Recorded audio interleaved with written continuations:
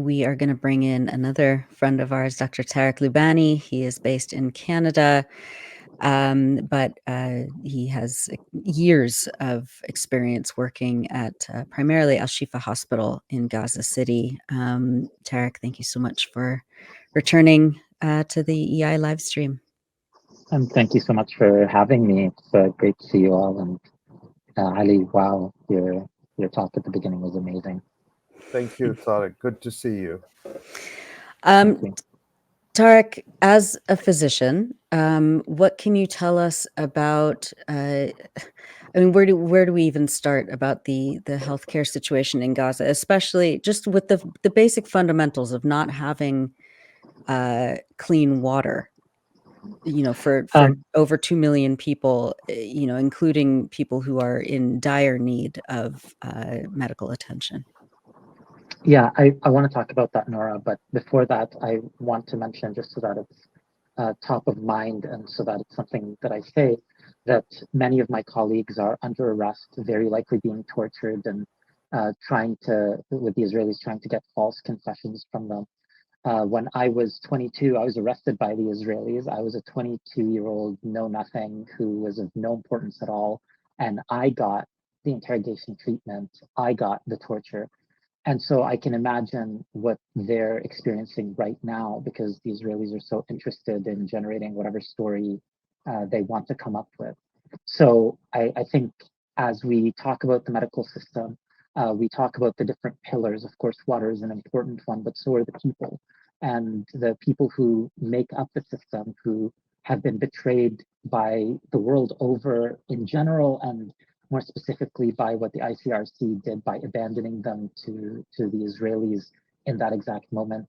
I think we should just sort of take a moment and urge all of the viewers and listeners here to find out more about the people who were kidnapped, who were arrested, and to insist through whatever channels are available that they're released safely and in a timely way.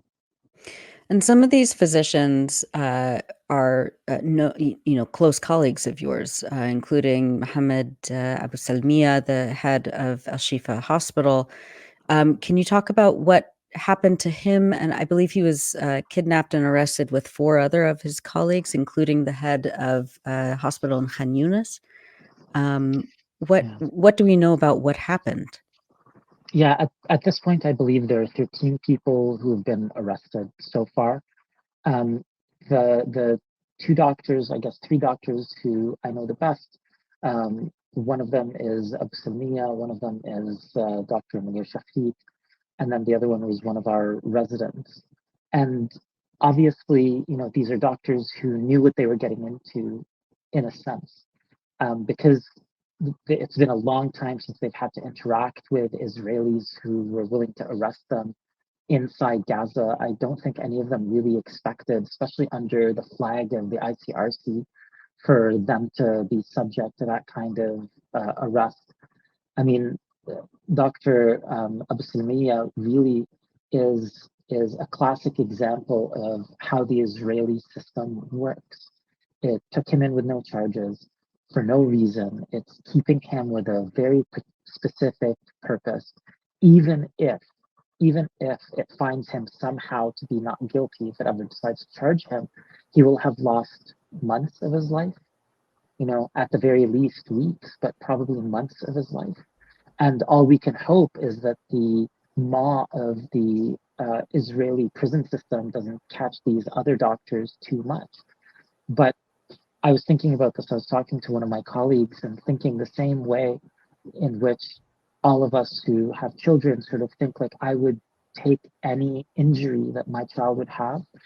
For one of my residents, one of the people who I teach, who I've taught, who I've sort of like nursed in terms of his medical education, for him to be arrested, it is such a deep pain. Obviously, I'm not trying to center myself in that, but it's one of the things where I think all of us who teach him feel an obligation and feel our failure deeply. And of course, the thing that is most makes me most bitter about that is that I feel my failure deeply, and yet the ICRC does not. I see their statements; they definitely don't feel their failure deeply, and I don't see why.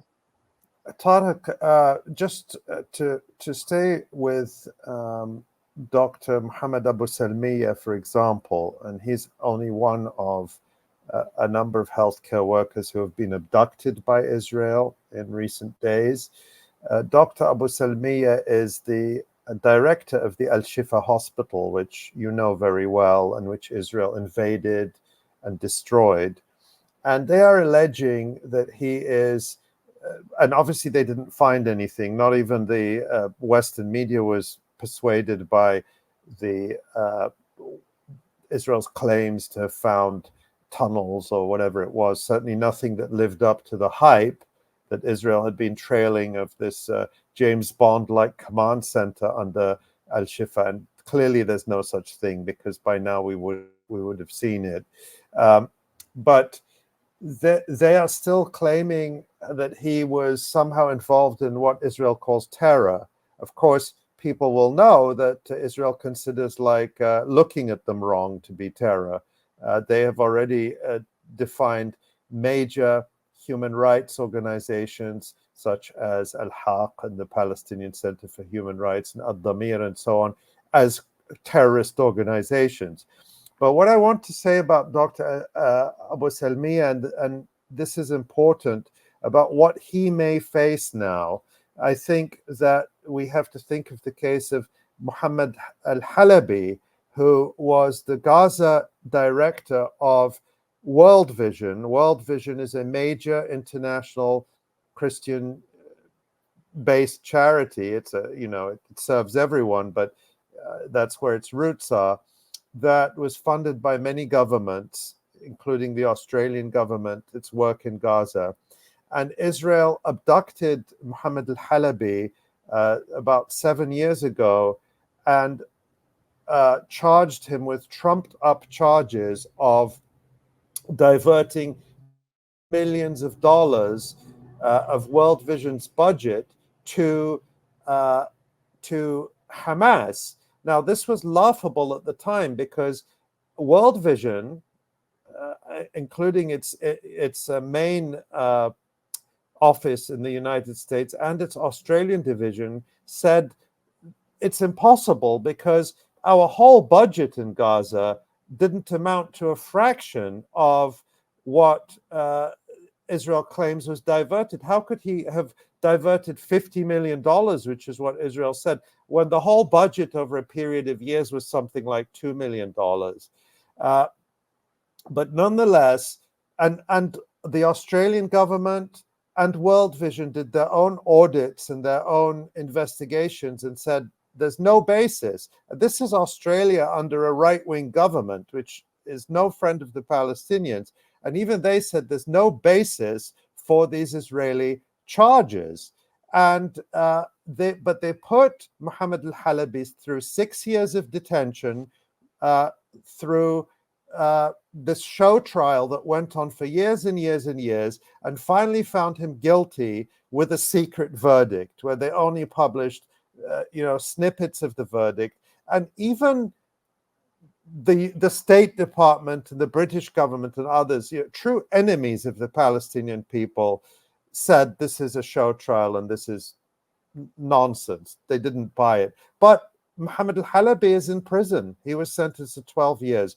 I raise this case because this, I think, is the real danger that Dr. Abu Salmiya and the other medical workers and humanitarian workers face of these show trials by this regime that has abducted them, and why I think it's so important that we keep Dr.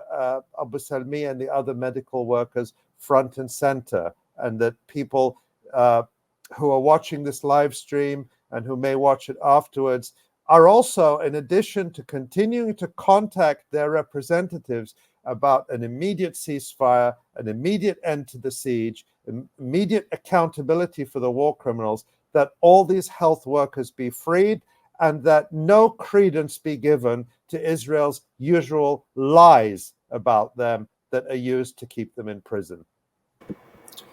It's stunning how thoroughly consistent this is with my experiences in the other sort of country dictatorship of Egypt. where I was accused of things including carrying 300 kilograms of weaponry and walking around with it. Like, I mean, I've been working out. I don't think I could carry 300 kilograms of weaponry and just chill around the squares of Egypt. And yet these things are presented. Oh, and the other one was takhabur ma Hamas, okay, but also takhabur ma Mossad. And these charges are presented credibly by these systems because the systems don't care what the charges are. The systems only care with what the sentence is going to be or what the story that they want to float is. And in this case, it's incredibly clear. I remember when I was first in jail, I used to say, you know what, let them try me and let's work it out. But the system is corrupt even in that sense. There is no trial that can happen in Israel that would result in a decision that is fair and just for these men. And so really what has to happen is enough political pressure to force the Israelis to release them. And I'm really hopeful that that happens. I guess the other possibility is that they could be considered as prisoners within the exchange deals. But I hope it doesn't even need to come to that because it's such a travesty that they've been taken. So thank you for letting me talk about it, and thank you for amplifying that. Yeah, of course. Well, to kind of recenter focus on what physicians are having to deal with right now, even as the bombs have stopped falling for now. But what is the state of the healthcare system in Gaza right now, as far as as you've been talking to your colleagues there? So there's a mix. Obviously, it's terrible. Everything is terrible in this context. Like, I don't think we can say anything other than that.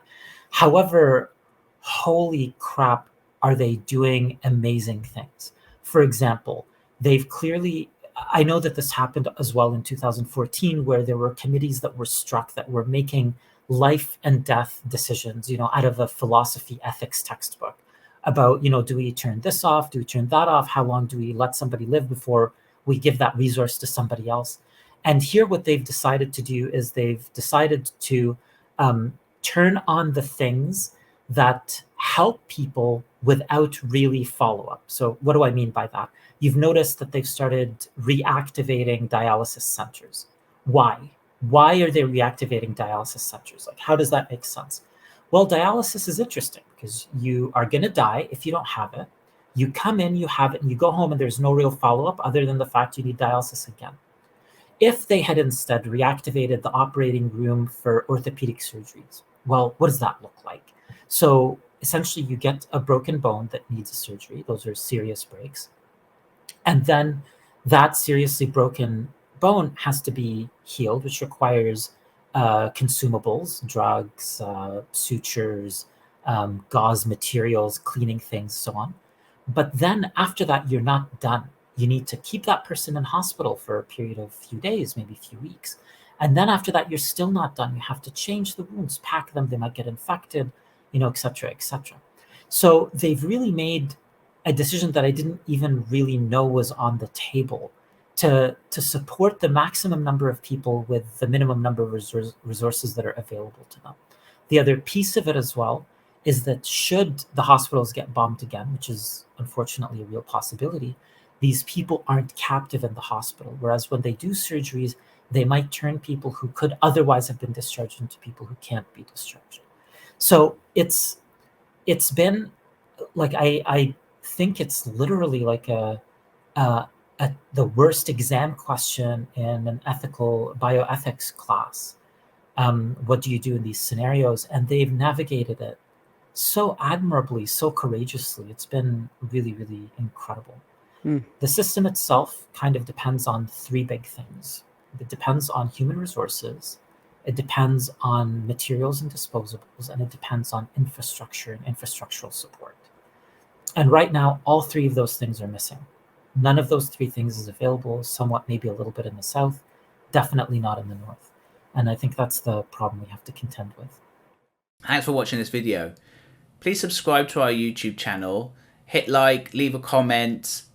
These engagements help us with the YouTube algorithm, and it helps us to get around Silicon Valley censorship as much as possible. It does make a difference. You can also support our journalism by going to electronicintifada.net and clicking on donate now. Thank you.